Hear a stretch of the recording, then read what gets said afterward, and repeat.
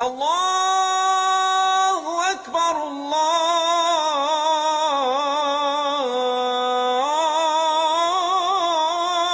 اکبر۔ سیدنا عروہ بن زبیر کی دعا۔ یہ صحابہ کرام اور تابعین کا زمانہ تھا۔ ایک دفعہ ایسا ہوا کہ سیدنا عروہ بن زبیر، عبد الملک بن مروان، عبداللہ بن زبیر رضی اللہ تعالی عنہ اور مصعب بن زبیر رضی اللہ تعالی عنہ بیت اللہ میں بیٹھے ہوئے تھے، اور انہوں نے کہا کہ آج ہم اللہ کے حضور دلی تمنا کرتے ہیں۔ ساروں نے اللہ تعالیٰ سے دعا مانگی اور بعد میں ایک دوسرے سے پوچھنے لگے کہ تم نے کس چیز کا مطالبہ کیا؟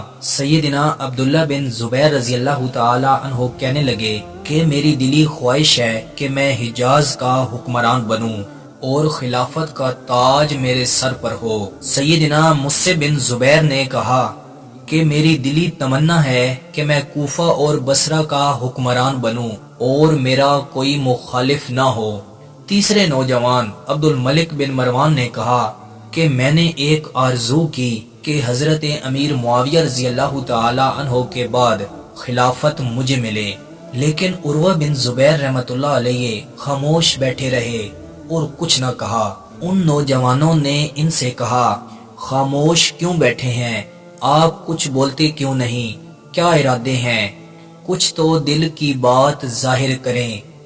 عروہ بن زبیر نے کہا جو کچھ تم نے مانگا ہے وہ تمہیں مبارک ہو۔ میری دلی تمنا یہ ہے کہ میں عالم باعمل بنوں، لوگ مجھ سے قرآن و حدیث کا علم سیکھیں اور مجھ سے دینی احکامات معلوم کریں، اور پھر آخرت میں اللہ کی رضا اور جنت کو میرا مقدر بنا دیا جائے۔ اگر آنے والے زمانے کو دیکھا جائے، یزید بن معاویہ کی وفات کے بعد حجاز، مصر، یمن، خراسان، عراق پر حکومت کرنے کے لیے خلافت کا تاج سیدنا عبداللہ بن زبیر رضی اللہ تعالی عنہ کے سر پر رکھا گیا، اور پھر سیدنا عبداللہ بن زبیر رضی اللہ تعالی عنہ کو شہید کیا گیا۔ ان کی مکمل لائف پہ ہم الگ سے ویڈیو بنا چکے ہیں، وہ ویڈیو آپ اسی چینل کی پلے لسٹ صحابہ سیریز سے دیکھ سکتے ہیں۔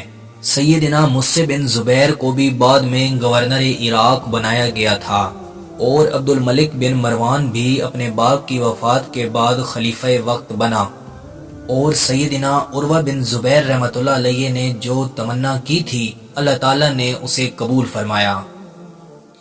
آنے والی ویڈیو میں ہم ان کی علمی خدمات کو ڈسکس کریں گے۔